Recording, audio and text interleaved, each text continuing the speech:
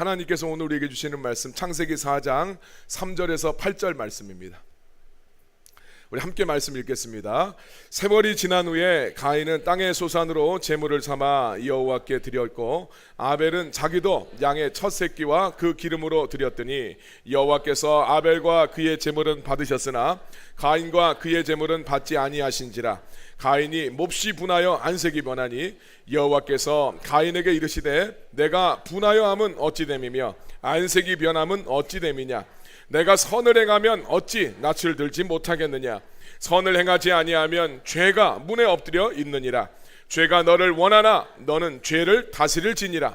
가인이 그의 아들 아벨에게 말하고 그들이 들에 있을 때에 가인이 그의 아우 아벨을 쳐 죽이니라. 아멘.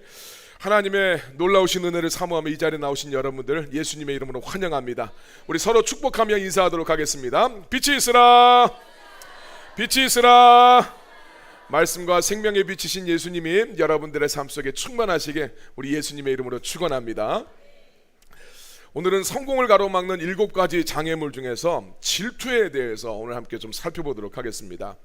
어떤 분들은 질투하면 나는 질투 같은 거 해본 적 없습니다, 이렇게 말씀하시는 분들도 계실지 모르겠어요. 하지만 질투는 우리의 생각보다 굉장히 넓게, 그리고 우리의 생각보다 굉장히 심각하게 아주 교묘한 형태로 우리들의 삶 속에 만연해 있습니다.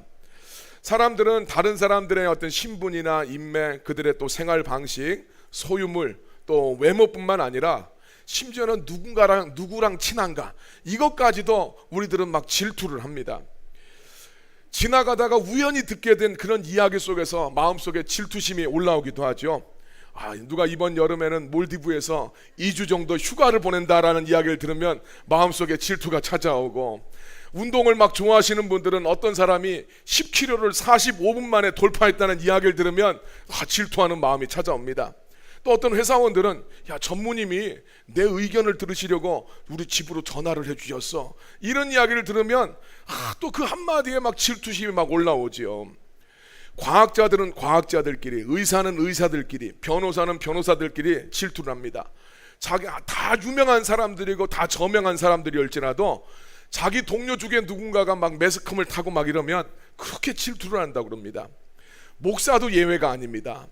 대전 한밭제일교회, 지금 은퇴하셨죠, 이영환 목사님이 교회를 개척하셨을 때 큰 교회를 보면 그렇게 속이 상하더래요. 저것들 때문에 다 내 교인 뺏어간다는 생각이 들으니까 큰 교회를 볼 때마다 마음속에 막 그렇게 질투가 들더라는 거예요. 심지어는 거룩한 예언 사역을 하시는 분들도 누가 더 하나님의 말씀을 정확하게 대언하는가, 이런 거 가지고 질투를 하고 경쟁하기도 한다는 거예요. 우리는 누군가의 사무실을 보면서 그 사람이 살고 있는 집, 자동차, 직업, 지위, 능력, 그 사람의 배경들, 이런 여러 가지들 가지고 우리는 질투를 합니다. 우리는 너무나 쉽게 질투에 사로잡히면서도 사실 그것에 대해서 심각한 죄로서 별로 생각하지는 않습니다. 그러면서도 자기가 질투심을 가지고 있다는 것은 참 인정하기가 싫지요. 그리고 자기가 뭔가 질투를 느끼고 있다는 것을 다른 사람들한테 들키고 싶어 하지는 않습니다. 성경에 최초로 등장하는 질투는 형제간의 경쟁에서 이제 시작이 됩니다. 오늘 말씀에 가인과 아벨이 등장을 하죠. 아담과 하와의 아들들입니다. 가인은 농사를 지었고 아벨은 양을 쳤습니다. 어느 날 두 형제가 하나님 앞에 예배를 드렸는데, 가인은 자기가 키웠던 소산의 일부를 하나님 앞에 드렸고, 아벨은 자기가 기른 양의 첫 번째 새끼를 하나님 앞에 올려드렸습니다.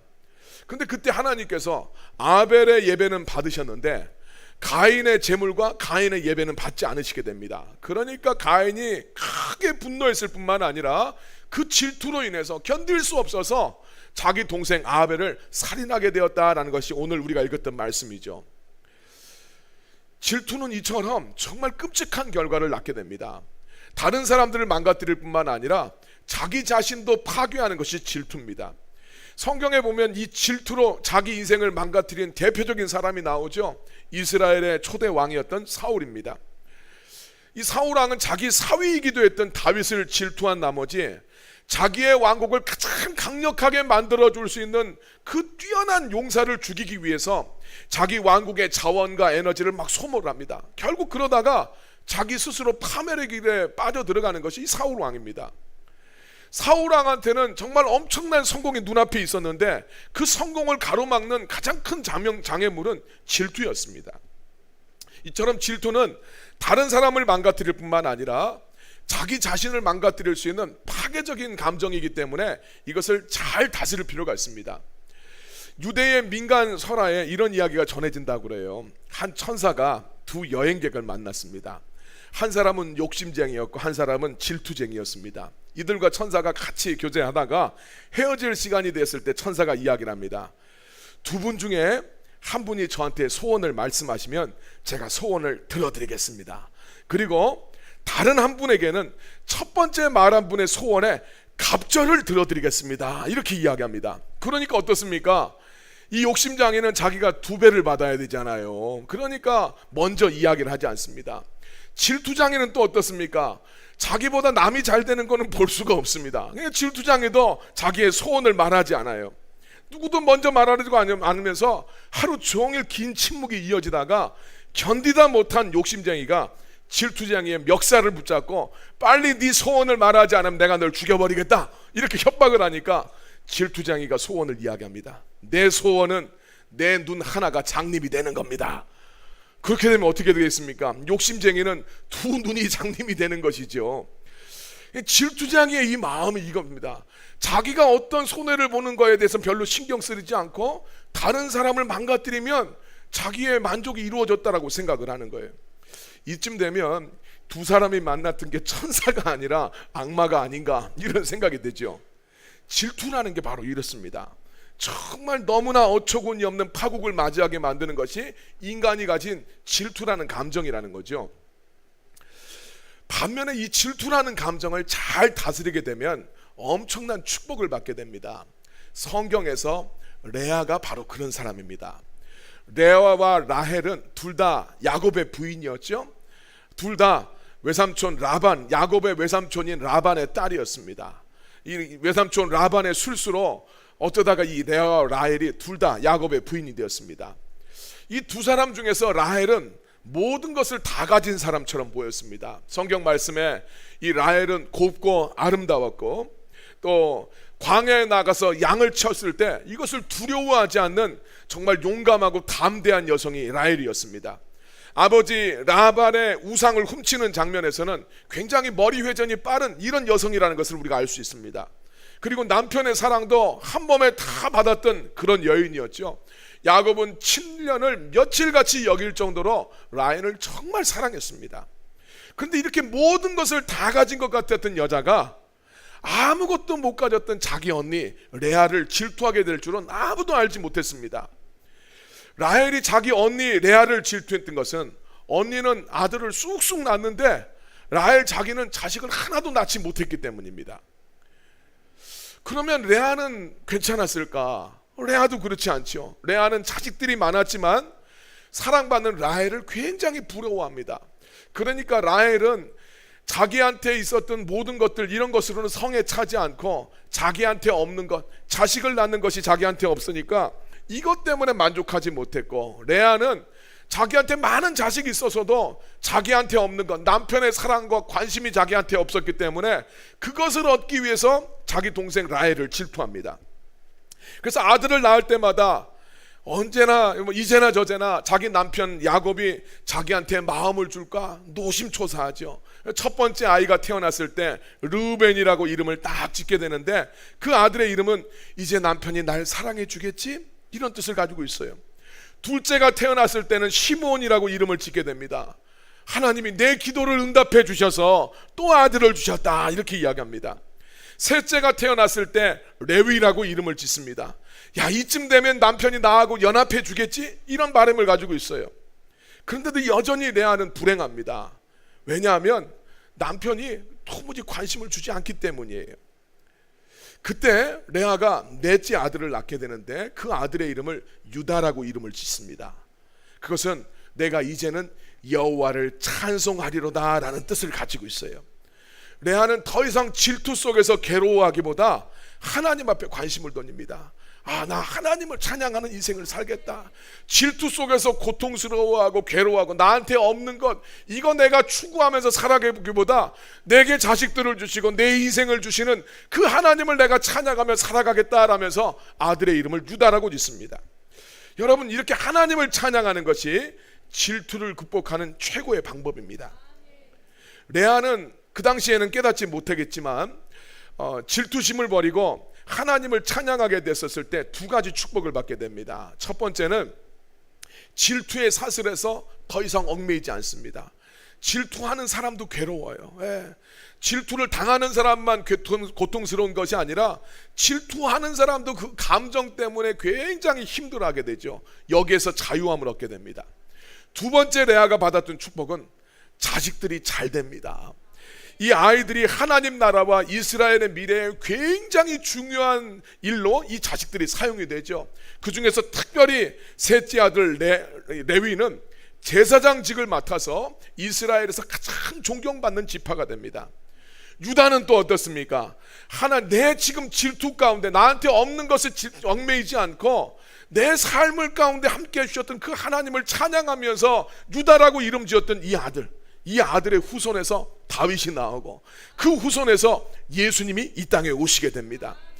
땅의 것에 집착하지 않고 하늘의 것을 바라보면서 하나님을 찬양했었을 때 질투에서 벗어나게 되었을 뿐만 아니라 하나님이 주시는 축복을 받는 복된 인생이 되었다라는 말씀입니다. 우리는 레아가 이렇게 하나님을 찬양함으로써 질투심을 극복하는 것을 보게 되었는데, 이것을 통해서 질투라는 감정이 어떤 영적인 뿌리를 가지고 있는지를 좀 생각해 볼 필요가 있습니다. 앞에서 우리가 그랬죠. 하나님께서는 아벨의 예배는 받으셨는데 가인과 그의 제물은 받지 않으셨다라고 이야기했습니다. 근데 창세기에서는 그 이유가 설명되어 있지 않는데 히브리서를 바라보게 되면 아벨의 제사를 하나님이 받으신 것은 그가 드렸던 하나님 예물 때문에 하나님이 아벨의 제사를 받으셨다라고 이야기를 하고 있습니다. 히브리서 11장 4절 말씀 같이 한번 읽겠습니다. 믿음으로 아벨은 가인보다 더 나은 제사를 하나님께 드림으로 의로운 자라 하시는 증거를 얻었으니 하나님이 그 예물에 대하여 증언하심이라. 그가 죽었으나 그 믿음으로써 지금도 말하느니라. 아멘. 자, 아벨이 더 나은 제사를 하나님 앞에 드렸고 그걸 통해서 의롭다 하시는 증거를 얻었는데, 그 이유는 뭐냐면 하나님이 아벨이 바쳤던 그 예물, 그것에 대해서 하나님이 증언하시고 말씀하셨기 때문이다 라고 이야기합니다. 그러니까 아벨이 하나님 앞에 뭘 드렸습니까? 어린 양을 드렸지요. 이게 아벨이 하나님 앞에 의롭다 하심을 얻는 비결이었고 그것이 하나님 앞에 더 나은 예배의 비결이 되었다라는 이야기입니다. 성경에서 어린 양은 예수 그리스도를 상징하죠. 지금 이 히브리서의 이야기는 굉장히 상징적인 이야기예요. 아벨은 어린 양을 제물로 드렸다는 것은 아벨이 하나님 앞에 나아갔었을 때 어떤 자세로 나아갔냐면 자기가 행한 것이나 자기의 능력을 의지하면서 나아간 것이 아니라 예수 그리스도의 보혈을 의지하면서 하나님 앞에 나아갔다는 말씀이에요. 이것이 성도가 하나님 앞에 나아가는 합당한 자세고 하나님은 그런 예배를 기뻐 받으신다는 거예요. 내가 의로우니까 하나님 앞에 나아갈 자격이 있어, 이런 모습이 아니라 나는 주님 앞에 나아갈 자격이 없는데 나를 용서해 주시고 나를 자녀 삼아 주신 어린 양 예수 그리스도의 보혈을 의지하면서 주님 앞에 나아갔었을 때 하나님이 그 영혼을 의롭게 여겨주시고 그가 드리는 예배를 하나님이 더 나은 예배로 받아주신다는 이야기예요. 반면에 가인은 자기가 수고하고 노력한 것을 가지고 하나님 앞에 나아가려고 합니다.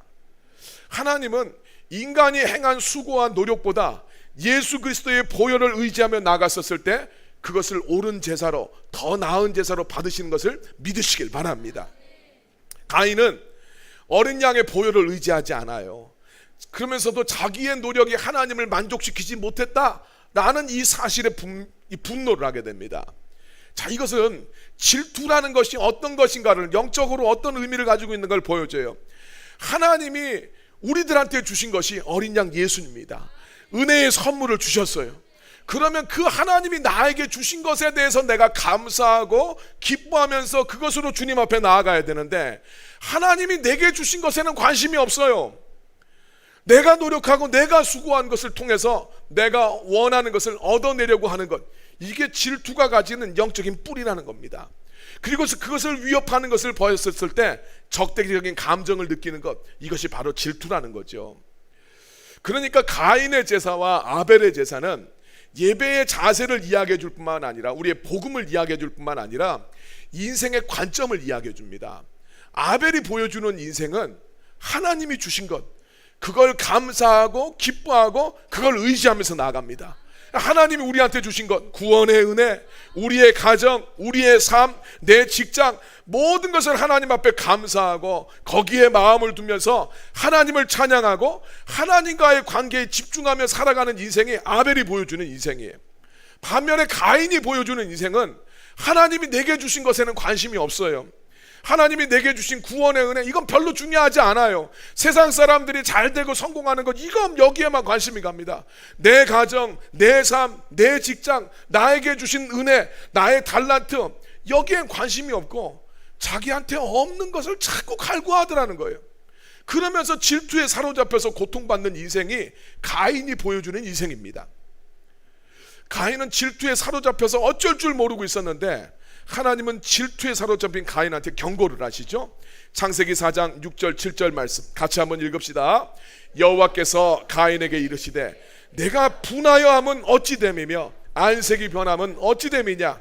내가 선을 행하면 어찌 낯을 들지 못하겠느냐. 선을 행하지 아니하면 죄가 문에 엎드려 있느니라. 죄가 너를 원하나 너는 죄를 다스릴지니라. 아멘. 하나님은 가인한테 경고를 합니다. 야, 지금 죄가 네 문 앞에 있다. 너 죄가 자꾸 너를 죄짓도록 만들려고 하는데 너는 그 죄를 다스려야 된다. 지금 질투라는 감정이 네 안에서 막 들끓어오르는데 너는 지금 네 안에 솟아오는 그 질투라는 감정을 다스려야 된다라는 이야기입니다. 오늘 우리들 인생을 살아가면서 질투의 감정을 느끼게 될 때가 있어요. 이거는 자연스러운 거죠. 우리가 죄성을 가지고 있기 때문에 오늘 우리가 다른 사람의 삶에 대해서 부러워하고 또 다른 어떤 내 위치가 위협을 받게 됐었을 때 우리 마음이 불편해지는 것들이 사실입니다. 근데 그런 감정들이 올라왔었을 때 그 질투에 굴복할 것인가, 거기에 저항할 것인가는 우리의 결단이 필요하다는 거예요. 질투는 유혹과 같습니다. 유혹을 받는 것은 죄가 아니에요. 우리가 질투의 감정을 느낄 수는 있지만 질투가 나한테 찾아왔었을 때 내가 지금 질투하고 있구나, 이걸 인식하고 그것을 거부하고 거기에 저항할 필요가 있습니다. 이게 성도들이 싸워야 되는 영적인 전쟁이에요. 자, 그러면 우리 가운데 질투심이 솟아났었을 때 우리는 어떻게 대처하고 어떻게 반응할 것인가. 첫 번째, 하나님이 나를 부르신 자리를 내가 인정하고 그것을 받아들일 필요가 있습니다. 우리 요한복음 마지막에 보면 예수님이 부활하신 다음에 베드로를 회복시켜 주시기 위해서 갈릴리 호수로 베드로를 찾아가셨죠. 그때 예수님이 베드로한테 야, 네가 날 사랑하느냐, 주님 그것을 아십니다, 이렇게 하면서 베드로를 회복시키신 다음에 베드로한테 그런 이야기합니다. 네가 젊었을 때는 네 마음대로 살았지만 네가 나이가 들어서는 네 뜻대로 살지 않고 나를 위해서 내가 원하는 길을 가게 될 거야. 베드로의 어떤 순교할 것에 대해서 말씀을 해주시는데 이 말을 딱 들은 베드로가 갑자기 물어봐요. 주님, 요한은 어떻게 됩니까? 그렇게 물어봐요. 그랬더니 예수님께서 베드로를 살짝 꾸짖으시면서 야, 내가 다시 올 때까지 요한이 살아있다 한들 그게 너하고 무슨 상관이냐? 주님 그렇게 말씀하세요. 다른 사람 신경 쓰지 말고 하나님과의 관계, 예수님과 너의 관계에 집중하면서 하나님이 허락하신 네 삶의 자리, 하나님이 부르신 네 부르심의 자리에 충성되게 살아가라는 말씀이었어요. 질투는 남하고 비교하면서 내가 갖지 않은 것을 부러워하고 거기에 집착할 때 우리 안에서 생겨납니다. 그렇기 때문에 우리가 질투에 사로잡히지 않으려면 하나님이 내게 주신 것에 대해서 관심을 갖고 그 안에서 내가 할 수 있는 최선을 다하면서 살아갈 필요가 있어요. 사람들은 종종 자기가 갖지 않은 것에 대해서 굉장히 집착을 합니다. 그러면서 자기의 능력은 생각하지 않고 일단 욕심을 내보고 그릇된 야망을 품게 돼요. 근데 주님은 이야기하는 거예요. 하나님, 네가 다른 것에 대해서 그런 야망을 가질 필요도 없고 그렇게 살 필요도 없다는, 그렇게 살지도 말라는 이야기입니다. 하나님이 내게 주신 장점들이 다 있습니다. 은사가 있고 달란트가 있고 내게 주신 기업이 있어요. 그것이 하나님이 내게 주신 겁니다. 그럼 거기에 마음을 두고 거기에 관심을 가지고 거기에 최선을 다하며 살아가면 그게 복된 삶이라는 겁니다. 시편 16편 5절 6절 말씀 같이 한번 읽겠습니다. 여호와는 나의 산업과 나의 잔의 소득이시니 나의 분깃을 지키시나이다. 내게 줄로 재어준 구역은 아름다운 곳에 있으며 나의 기업이 실로 아름답도다. 아멘. 하나님이 내게 주신 것이 하나님이 줄로 재어서 주신 거예요. 대충 던져준 것이 아니라 하나님께서 다 생각하시고 예비하시고 그래서 우리들의 삶 속에 주셨다는 거예요. 그러니까 우리의 가정과 내 자녀와 직장과 우리의 인생과 삶과 소득과 재물과 은사와 달란트와 우리가 누리는 모든 것들이 하나님께서 차로 재어서 우리들에게 예비하시면서 주셨다는 거예요. 그것을 아름답고 귀하게 여기라는 이야기예요. 너한테 없는 것 탐내고 그러지 말고 너한테 주신 것 거기에 관심을 가지라고 이야기합니다. 잠언 27장 23절 말씀, 사람은 어디에 관심을 둬야 됩니까? 하나님이 너한테 준 네 양떼한테를 형편을 부지런히 살펴라. 하나님이 너한테 준 네 소산, 네 소떼에 네 마음을 두고 살아가라고 이야기해요. 우리는 나한테 주신 것에 신경을 안 쓰고 자꾸 나한테 없는 걸 바라보려고 그래요.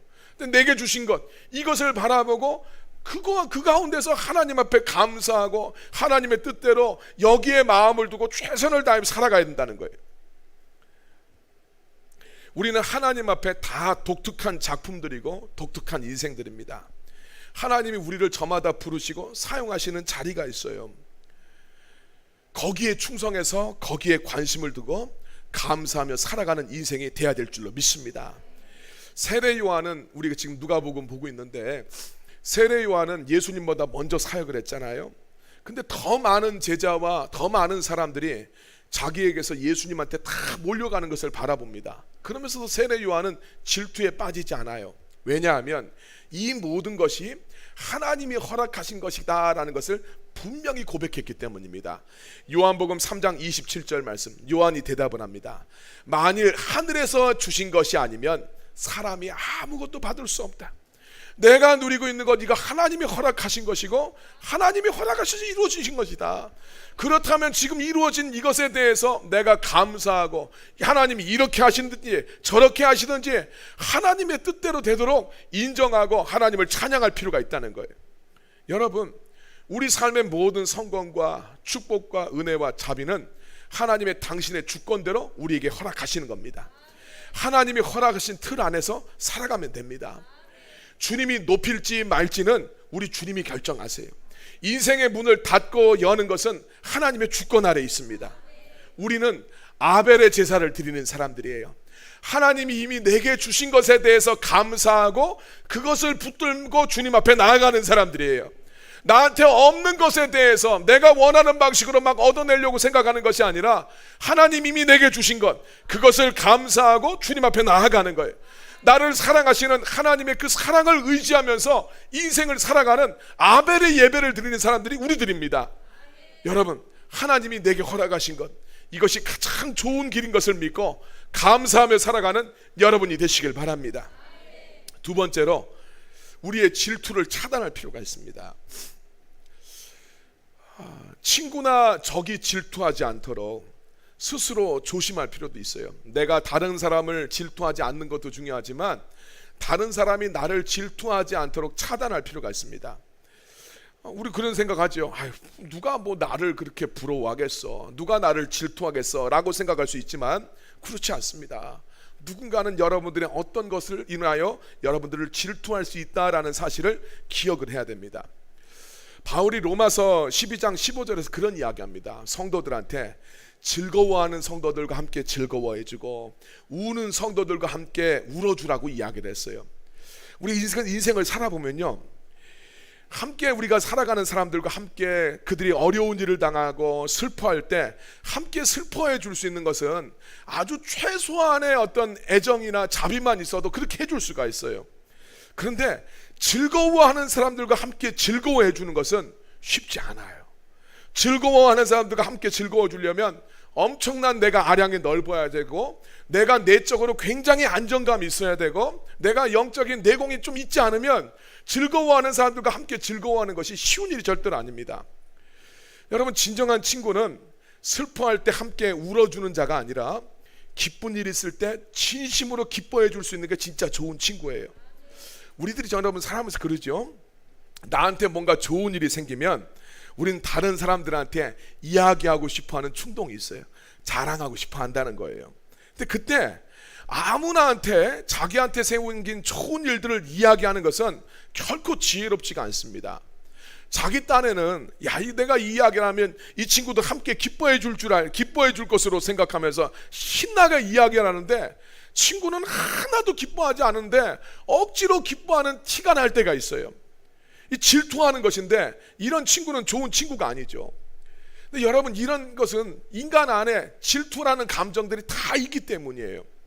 여러분, 이게 사회에서 뭔가 어떤 좋은 일이 일어나는 것 이것만이 아니라 영적인 것에서도 사람들은 다 질투를 합니다. 내가 하나님 앞에서 이런 체험을 했어, 이런 것들을 이야기했었을 때 함께 기도하는 성도들이니까 함께 기뻐해 줄 거라고 생각하는데 질투하는 경우 굉장히 많아요.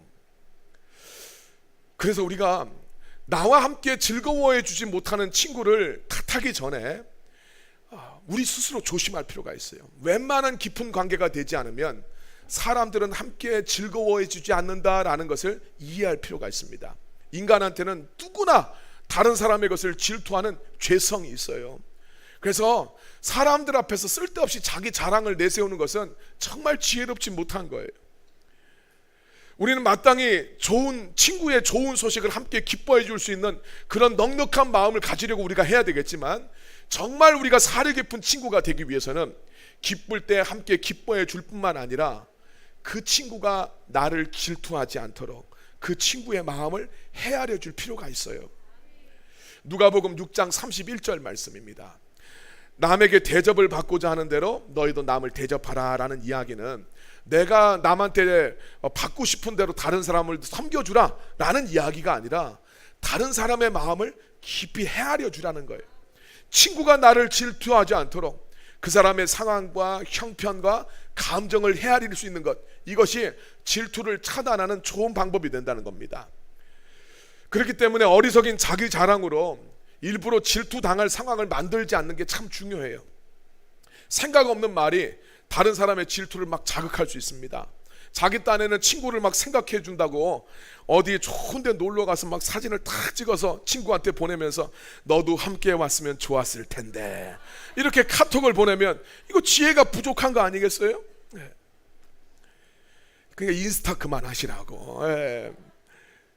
아브라함은 조카 롯에게 땅을 선택할 수 있는 권리를 줍니다. 그래서 조카가 자기를 질투하는 것을 미리 차단을 해버리죠. 자기가 삼촌이라고 좋은 것을 먼저 차지했으면 롯이 얼마나 자기 삼촌 아브라함을 질투했겠습니까? 그런데 아브라함이 조카 롯에게 선택권을 먼저 주면서 굉장히 너그럽게 행동을 하는데, 아브라함이 너그러울 수 있었던 이유는 아브라함이 기름진 땅보다 하나님께서 자기에게 주신 약속을 더 소중하게 생각했기 때문이에요. 여러분, 질투를 차단하는 좋은 방법은 이 세상의 것보다 더 위대한 가치를 추구했었을 때 나의 질투도 차단할 수 있고 나를 질투하는 다른 사람들의 질투도 차단할 수가 있어요. 골로새서 3장 1절 2절 말씀 같이 한번 읽겠습니다. 그러므로 너희가 그리스도와 함께 다시 살리심을 받았으면 위의 것을 찾으라. 거기는 그리스도께서 하나님 우편에 앉아 계시느니라. 위의 것을 생각하고 땅의 것을 생각하지 말라. 그렇습니다. 세상의 것을 우리가 주목하기 시작하면 우리는 질투라는 감정에서 절대 자유롭지가 않습니다. 아브라함은 하나님을 신뢰하면서 썩지 않고 더럽지 않고 쇠하지 않는 하늘의 유업을 소망하면서 살았어요.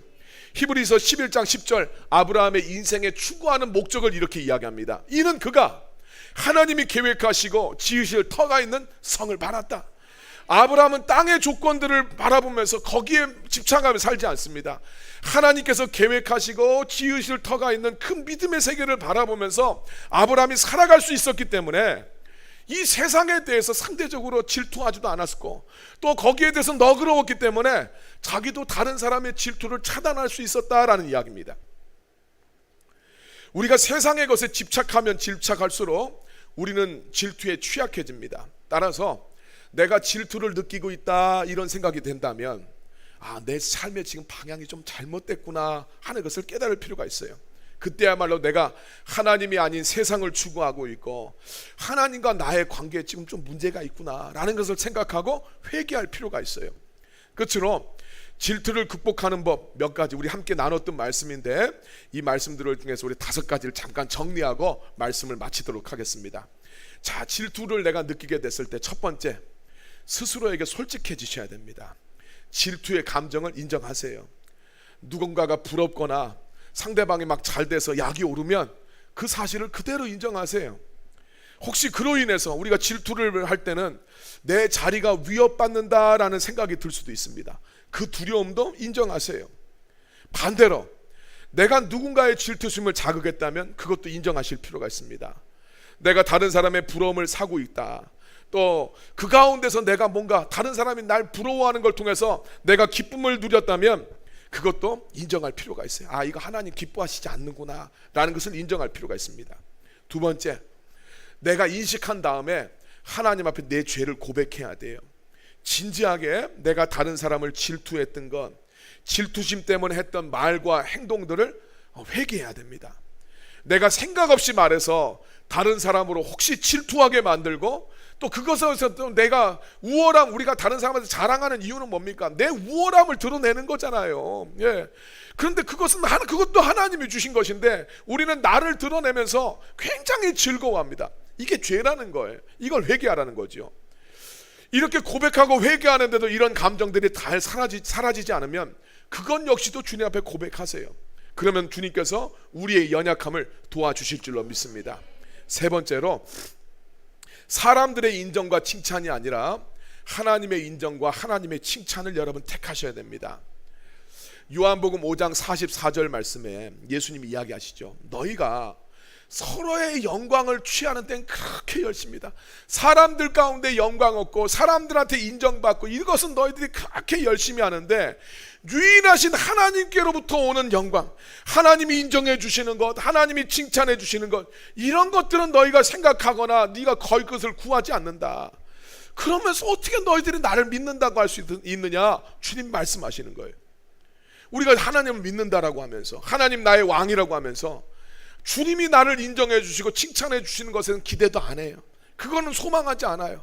그러면서 끊임없이 사람들한테 인정받고 사람들한테 칭찬받고 남들한테 부러움 얻고 이러는 것에 대해서는 굉장히 우리가 원한다는 거예요. 그게 진짜 믿는 사람의 자세냐라는 이야기입니다. 하나님의 영광을 구하시길 바랍니다. 그러면 질투를 이겨낼 수 있어요. 네 번째, 하나님이 내게 주신 것에 마음을 두십시오. 나한테 없는 것에 마음 두지 말고 내게 주신 것에 여러분 주목을 하십시오. 내 가정, 내 배우자, 내 자녀들, 내 기업들, 나에게 주신 재능, 나에게 주신 달란트, 하나님이 나에게 맡겨주신 사역, 여기에 마음을 두시고 거기에 최선을 다하시며 기뻐하십시오. 내가 할 수 있는 것에 집중하시고 그것으로 인해서 여러분 주님 앞에 영광 돌리시길 바랍니다. 다섯 번째, 하나님을 찬양하십시오. 남편의 사랑을 끝내 얻지 못했던 레아는 더 이상 남편의 사랑을 갈구하거나 질투하면서 살아가기를 원하지 않았어요. 오히려 하나님을 찬양함으로써 질투의 속박에서 벗어나 버립니다. 질투의 반대는 내 삶을 있게 하신 하나님을 찬양하는 거예요. 하나님을 찬양할 때 질투의 감정에서 자유로워집니다. 하나님을 찬양할 때 자기의 유익을 구하지 않게 되고, 하나님을 찬양할 때 나의 죄인됨을 인정하게 되고 하나님 앞에 집중하게 됩니다. 여러분, 질투에 사로잡혀서 짧은 인생의 에너지들을 여러분 거기다 낭비하고 죄를 짓기 살기보다 하나님이 내게 주신 구원의 은혜를 감사하면서 하나님이 내게 주신 이 삶을 내가 축복하고 거기에 집중하는 것, 이게 인생을 훨씬 가치 있게 살아가는 인생입니다. 하나님이 여러분들에게 허락하신 인생, 그 인생을 기뻐하세요. 하나님이 여러분들에게 베풀어 주신 구원의 은혜, 여러분들에게 주신 것에 대해서 감사하고 거기에 초점을 맞추세요. 하나님 찬양함으로써 하나님이 주신 인생의 축복들을 온전하게 누리시는 여러분이 되기를 예수님의 이름으로 축원합니다.